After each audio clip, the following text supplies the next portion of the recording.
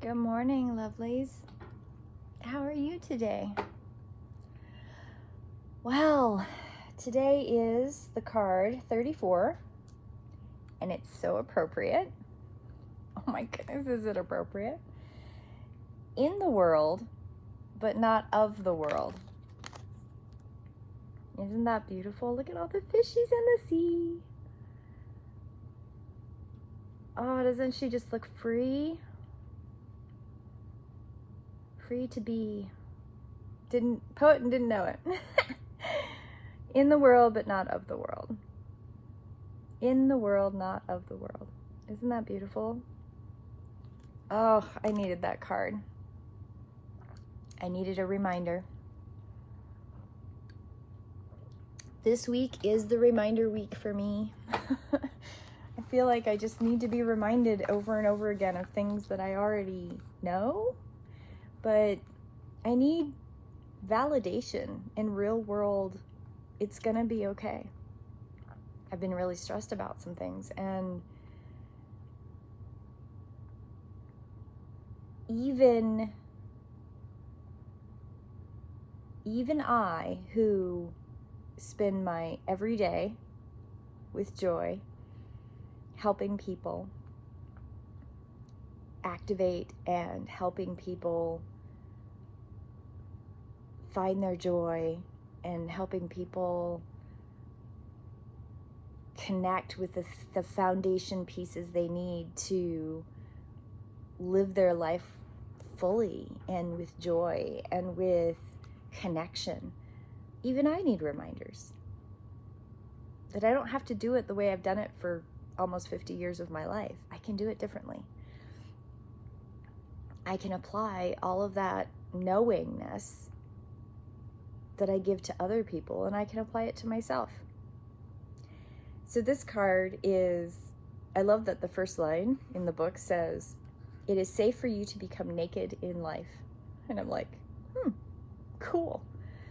At one time I thought that my autobiography should be something like Running Naked. And she writes in here, it doesn't mean necessarily running naked through the public, but it does mean stripping back your beliefs, strongholds, and mental or emotional security blankets so that you can live with a less obstruction than before. Imagine the conditioning that has kept life away from you. Just kept dropping out of your hands like keys, coins, or clocks. Conditional beliefs about money, time, security, having, locking away, holding, and controlling. You can surrender and allow that to fall away. Perhaps there would be a softening in your way of life, an implicit trust in its flow and faith in the ability of time to bend and stretch as needed so that all can be accomplished. This oracle comes as a message to you. Sometimes we need our defenses, right?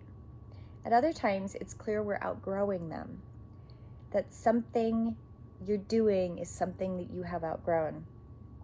It has to do with your ideas of productivity, time, control, and money. It has to do with abundance, trust, living the fundamental belief that everything's going to turn out okay. You're ready. You're ready to be vulnerable and exposed.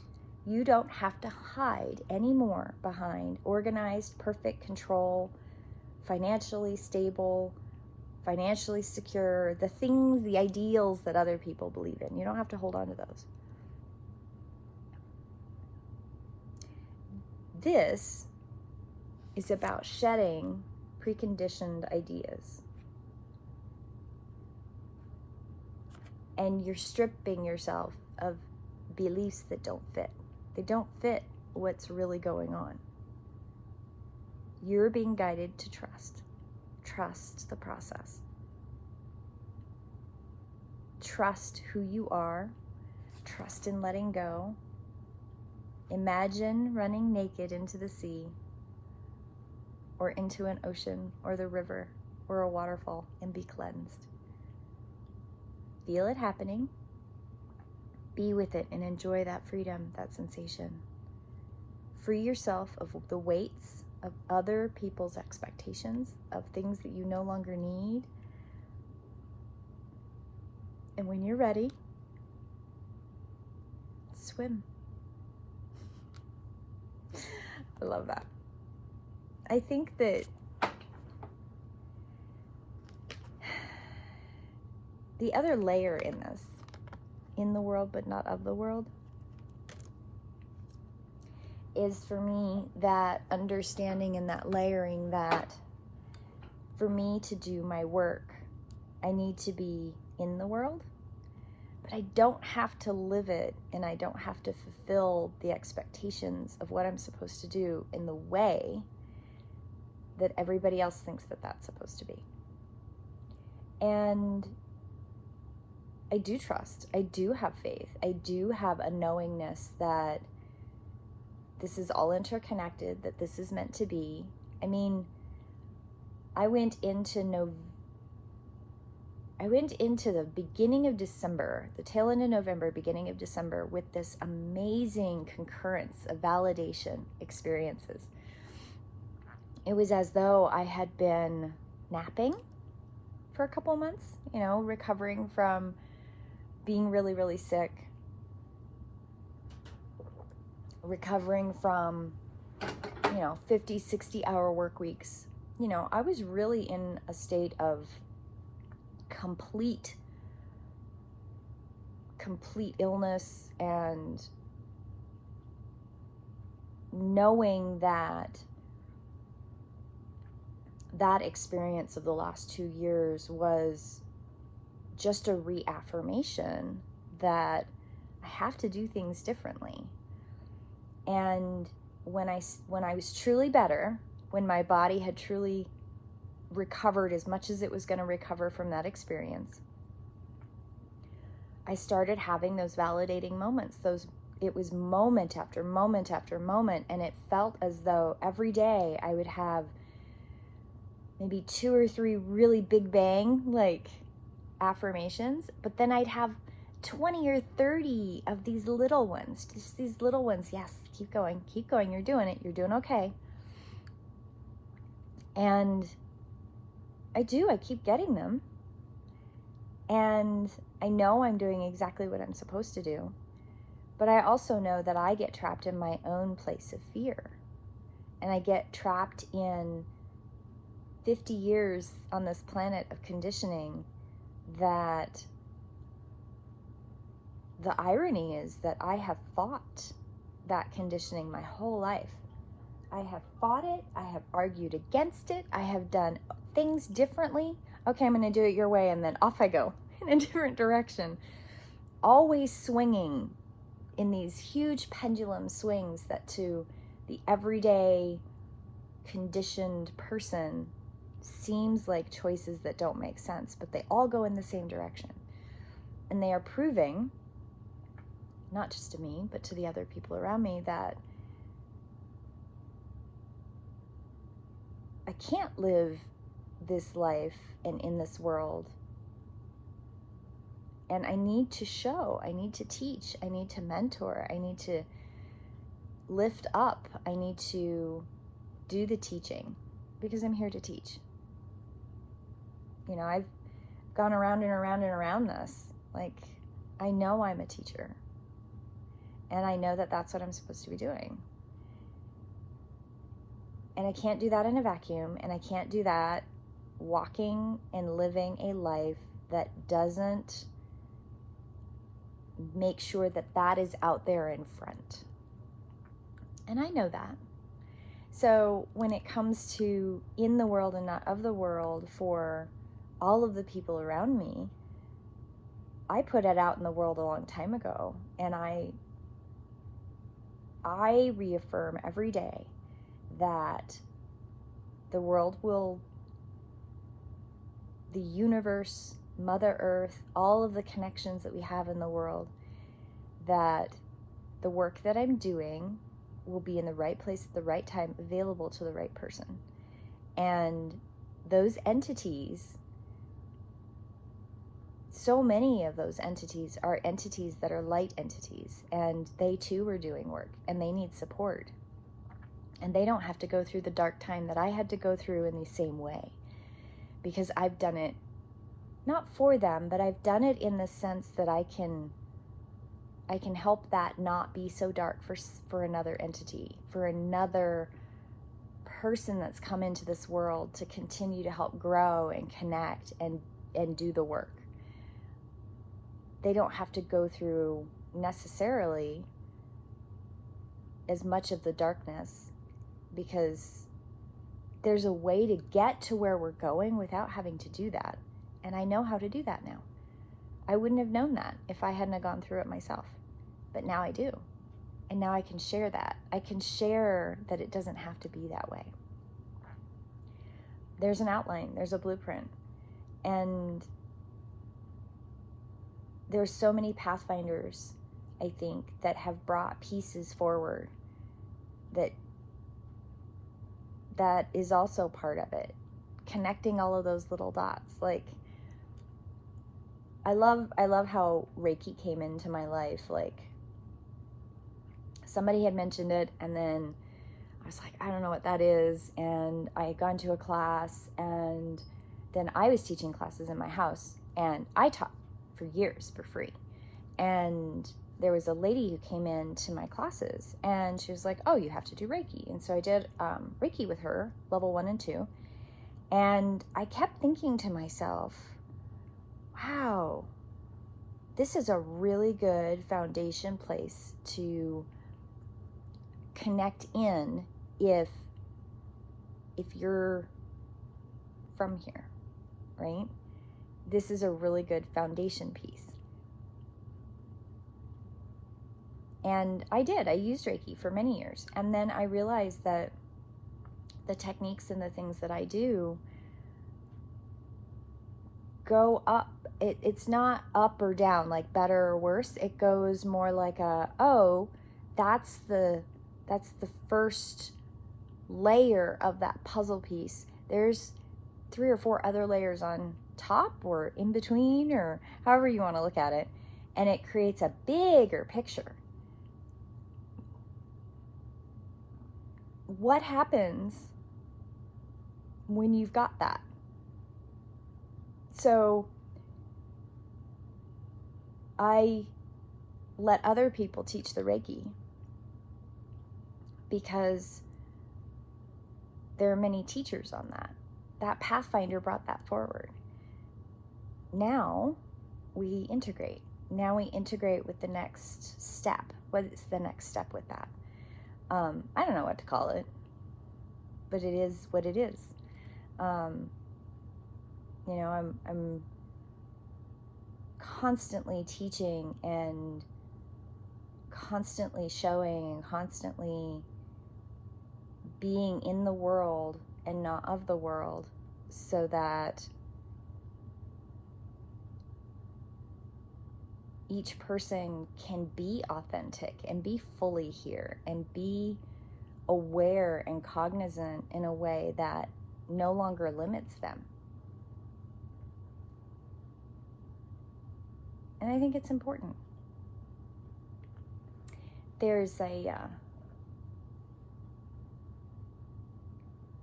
a wonderful connection we all have when we're here in this plane within Mother Earth. And when you take a moment every day and you have a ritual of stillness where you connect in, the rest of the day, no matter how awful the day, energetically, vibrationally, emotionally, brings you to that place of peace and that place of authenticity. And that ritual, if you can find what that ritual is for you, it doesn't matter what the world throws at you.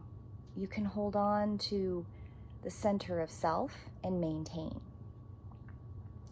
And when it gets really dark and when it gets really swirly and confusing and a lot of things are thrown at you, or an unexpected awfulness, right? You can hold on to that.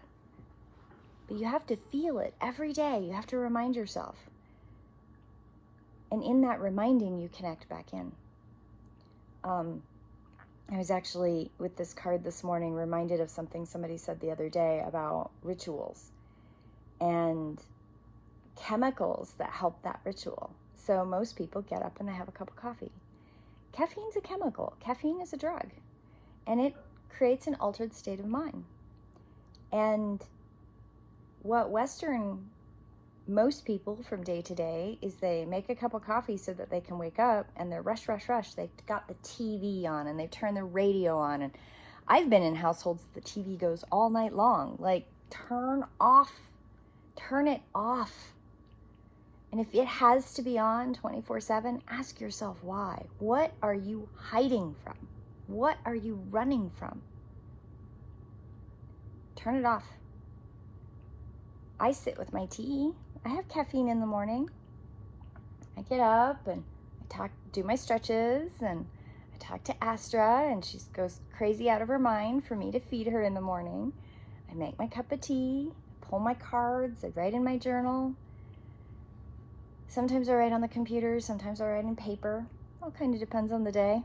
I have like 5 journals. I've got one in my studio, one next to my bed, one at the coffee table. I got several journals.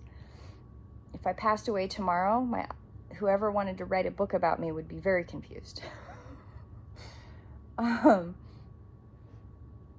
Anyway, that's just a funny thought. And I sit here with my stillness, and I sit here with my peace. I breathe into it. I make sure that my body is present. I have done daily devotionals. You can go back through my history where I wasn't really quite here yet. I would talk, but it was almost pure channeling. I've gone back and watched some of my older ones, and I'm like, whoa, there's some profound stuff, and I'm not even in my body yet. That's okay. But I try now to be very conscientious about, am I in my body? Have I rooted in? Am I grounded in? Is my body activated? And when I activate my body, I used to just activate it with getting breath moving and getting the meridians and getting lymph and K27s in my ileocecal and getting all of those places, making sure my pulse points were activated, like all of the things. But now that I know about how the entity anchors into the physical body, which is body of 9. If you're interested, I can totally hook you up with somebody who can identify you. I'm still learning, so I don't feel confident in that yet. I also see it from a totally different perspective, which is something I'm having to unwind. Now I activate through all 9 numbers, and I activate and I'm present, and it reminds me very much of the exercises that I learned early in life. And I think it's ironic that Grandma taught me these in her own way, and I have a memory of Great-Grandma doing something similar, my guides, and my dad. My dad taught me, Papa taught me some amazing things about body awareness that I did not realize he had until really recently. I have some odd memories that never really clicked, but they click now. I'm like, oh, Papa, you walk through your life completely oblivious as to who you are as an entity. But it's amazing. It's a choice he made. It's part of his blueprint. It's okay. And so now that I'm doing that, now that I'm activating with awareness into that conscious part of the blueprint, I'm awakening other pieces of the blueprint, even for me, that layering. And we all have that. And we all have the ability to tap into that. We all have the ability to run naked, to be naked, running into the sea and washing ourselves clean of the detritus that doesn't belong. And every day I'm reminded, every day, this is what you're supposed to do. And working through the trauma response and letting it go and letting it wash away lets the universe help. Lets my guides help, lets the connectors help, lets all of those connections within community to help move this forward. It's time. And I trust that. And I share that with you because you're not alone. Part of community is recognizing that you're not alone and your journey matters. And I've had some amazing emails. I don't get very many of them, so put your comments below in the video. I'd love to hear your insight, if it's something you're willing to share publicly. I do receive emails from people privately where they're like, wow, I didn't know I was not the only one. I needed connection. I listened to your story and I had a similar one, and they tell me their story. And it's beautiful. Your journeys are beautiful. No matter how awful it feels, it's still beautiful because it's unique and it's you. And you're not alone. You're never alone. The irony I find is that we are required to walk alone. You are alone. You are the only entity inside your water organism, right? You're the only one that's inside that. But yet you're surrounded. You're surrounded in spirit. You're surrounded by guides. You're surrounded by entities of Mother Earth. Yes, Astra, as she's talking about it. And you're surrounded by community, by other people walking around in their water bodies, in their flesh sacks.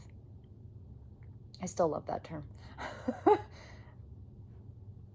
You're alone with yourself, but you are never alone. Never, ever are you truly alone. But you have to go through the darkness to get to the other side. Even though you have to go through it, if you can hear from one other person out there in the universe that's talking about it, if I have to be that person, I am willing, able, and 100% enthusiastic. Because it's important that you know you're not. Have a blessed day, and I will see you tomorrow, I think, in prayer. Blessed be.